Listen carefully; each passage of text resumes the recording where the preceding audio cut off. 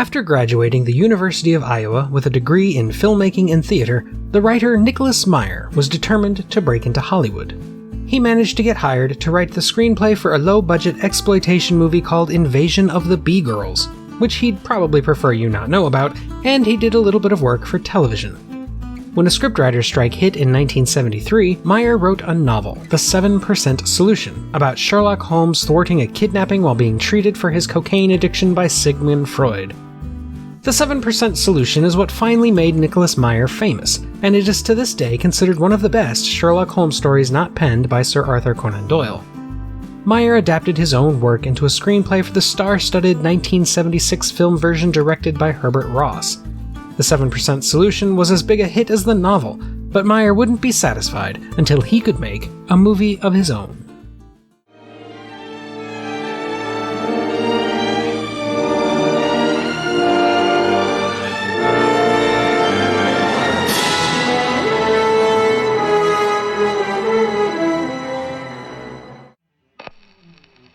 Herbert George Wells has two problems. One, he has just discovered that his good friend John Leslie Stevenson has been secretly stalking the London streets as Jack the Ripper.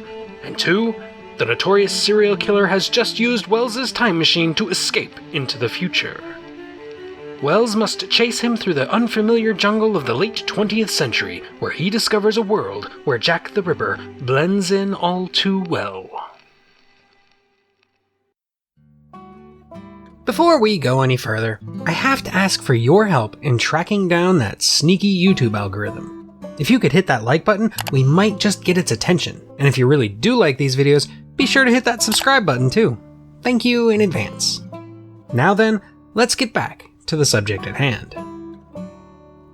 At around the time the 7% Solution was hitting theaters, Meyer's friend Carl Alexander gave him the first 55 pages of a novel he was working on called Time After Time, which was about H.G. Wells traveling in time to catch Jack the Ripper. Alexander wanted Meyer's opinion, and Meyer loved the idea so much he decided to option it with the intention of fleshing out Alexander's concept into a full-blown screenplay. Alexander continued working on the novel, even taking ideas from Meyer's screenplay, and it was published in time to take advantage of the movie's eventual release. With Meyer's film script complete, the independent producer Herb Jaffe sold the idea to the brand new Orion Pictures, a mini-major studio partnered with Warner Brothers, on the condition that Meyer get to sit in the director's chair. The studio heads didn't fully believe in the project, but they were willing to take the risk on Meyer, whose enthusiasm was critical in making the movie happen. Though they gave him a pretty high degree of creative freedom, which was one of the founding principles of the studio, they also gave him a relatively small budget. Meyer and the studio did butt heads on multiple occasions, especially when it came to casting, but Orion never forced Meyer to bend to its will. For the role of H.G. Wells, for example, the studio wanted Richard Dreyfuss, while Meyer was initially pushing for Derek Jacobi. The role eventually went to Malcolm McDowell, famous for his role as Alex DeLarge in Stanley Kubrick's A Clockwork Orange. McDowell had just finished working on the notoriously salacious Caligula, and he was attracted to the part because it was a huge departure from the sex and violence he was becoming known for. Indeed, one of Meyer's mandates on the film was that violence should never be directly shown on camera, that audiences should never once see a blade slice into a person. Meyer felt that an enthusiastic embrace of shocking, violent imagery would detract from the anti-violence themes the story is trying to convey, even though one of the primary characters is none other than Jack the Ripper. Truth be told, Meyer wasn't terribly interested in the serial killer as anything more than an allegorical plot device and a villain. He wasn't steeped in the man's lore or the dozens of theories out there about his true identity. To play him, the studio and Meyer once again came into conflict, with the former pushing for Mick Jagger and the latter pushing for Edward Fox. Meyer was opposed to Mick Jagger, not because he thought he'd make a bad Jack the Ripper, but because Meyer was unconvinced that Jagger could play the Ripper's posh upper-class alter ego, John Leslie Stevenson. In the end, the role went to the prestigious David Warner, who had worked with McDowell before at the Royal Shakespeare Company and whose on-screen chemistry with McDowell went a long way to convincing everyone he was a good fit for the part. For H.G. Wells' love interest, Amy Robbins, the studio was keen on Sally Field, whereas Nicholas Meyer asked his then-girlfriend and future Charlie's Angel, Shelley Hack.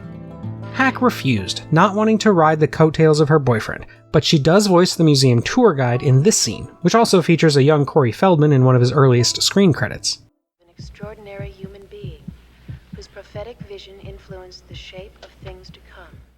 Instead of Field or Hack, then, the role of Amy went to the virtually unknown Mary Steenburgen, whose only previous film credit was opposite Jack Nicholson and Christopher Lloyd in Goin' South.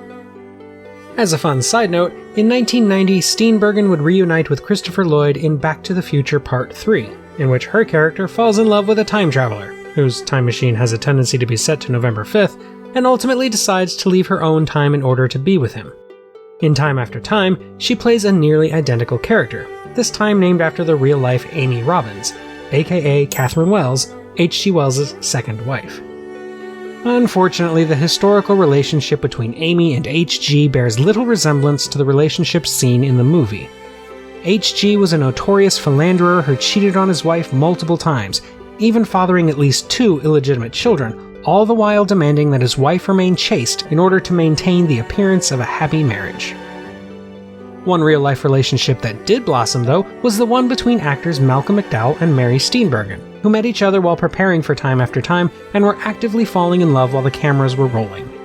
They married in 1980 and had 2 children together before their divorce 10 years later. With the low budget given him by the studio, Meyer didn't have a lot of money to spend on special or visual effects. However, this didn't bother him too much, as he saw the movie more as a romance or a social drama than a science fiction film. He opted for some pretty cheap visual tricks, but he wanted them to be reminiscent of 1960's The Time Machine. The design of the machine itself isn't based on the one in that film, though, as Meyer was more inspired by the design of the Nautilus from 1954's 20,000 Leagues Under the Sea. While it's hard not to see these effects as pretty terrible, even by 1979 standards, Meyer is right about the fact that the film allows you to forgive them, as it is not the kind of movie that needs big-budget eye candy to sell its story. In addition to Warner Brothers sound stages for many of the interiors, the movie was filmed in and around San Francisco, taking advantage of several prominent landmarks. One building that is critical to the plot is that of the Hyatt Regency, featured in other films like The Towering Inferno and High Anxiety. Meyer was insistent on it, not for these films, but because the design of the hotel lobby was inspired by the 1935 film Things to Come, an adaptation of H.G. Wells's The Shape of Things to Come. One last source of contention between Nicholas Meyer and the studio was the score. Meyer was keen on getting an old-fashioned soundtrack from the legendary Miklos Rozsa, who'd done the music for classics like The Thief of Baghdad, Ivanhoe, and Ben-Hur. The studio wanted more contemporary pop music and upbeat jazz, and though they relented enough to let Rozsa create a score, they didn't agree to use it until Meyer, in a brilliantly devious move, put out a full-page ad in the papers congratulating the Hollywood icon for his score. Time After Time released in September of 1979 to relatively positive reviews. Though the effects were heavily criticized and Meyer's directing was frequently called out for being amateurish, the movie nonetheless won over critics with its fun premise, brilliant performances, and earnest tone. Meyer, Steenburgen, and Rozsa all won Saturn Awards for their work, with the film earning 5 additional nominations. It won over audiences too, earning a respectable $13 million at the domestic box office. Over the years, it has maintained a fairly rabid fan base and is considered something of a cult classic. I've been a fan for as long as I can remember, with the movie being a frequent topic of conversation among my Sherlock Holmes-loving, San Francisco-adoring, classic serial killer-obsessed, H.G. Wells-admiring Trekkie parents. And it's one of the few time travel movies out there that won't get this notoriously picky time travel geek up in arms about inconsistent rules or nonsensical plot contrivances. That's because, strictly speaking, the critics are right about this one. Its flaws, and there are a few, are easily forgivable because the premise is so brilliantly fun and the acting is so on point. Sure, Meyer's inexperience is glaringly obvious, especially if you listen to the audio commentary track where he spends most of the time lamenting everything he did wrong. And sure, the low budget gives the movie a kind of made-for-TV vibe, but behind all that is an entertaining ride, with a clever bit of social commentary built into it that takes advantage of Wells's utopic beliefs.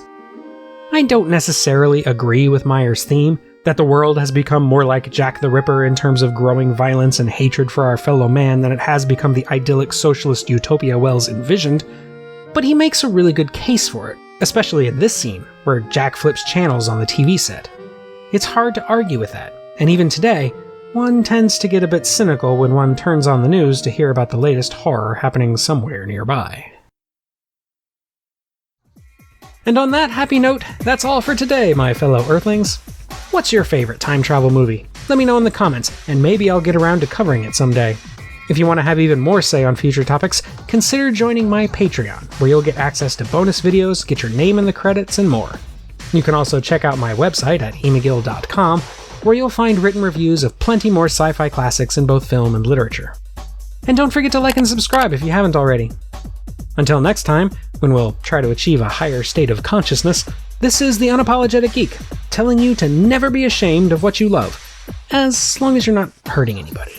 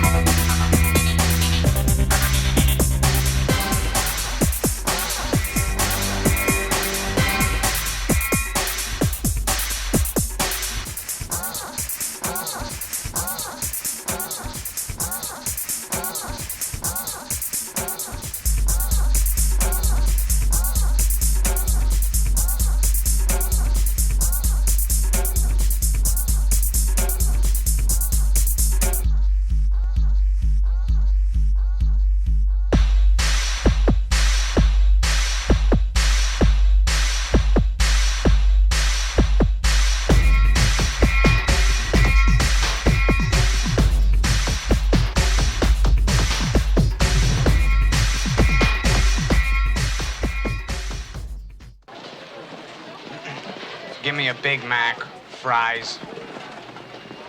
And tea to go, please.